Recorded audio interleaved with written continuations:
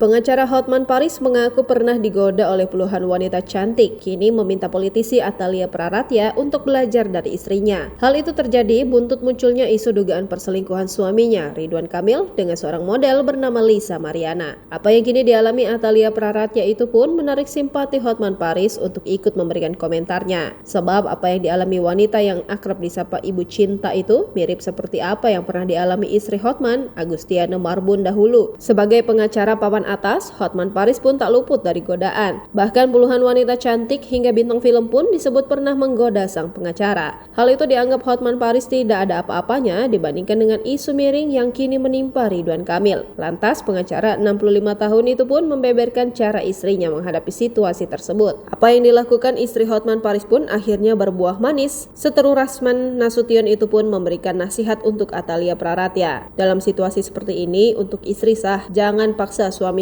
untuk memilih, pinta Hotman. Bahkan ia menyarankan Atalia Praratya untuk memperlakukan suaminya dengan baik. Temani dia, sediakan sarapannya, lap sepatunya bila perlu. Tunjukkan kalau kamu sayang sama dia, pasti akhirnya kamu sebagai pemenang, lanjutnya.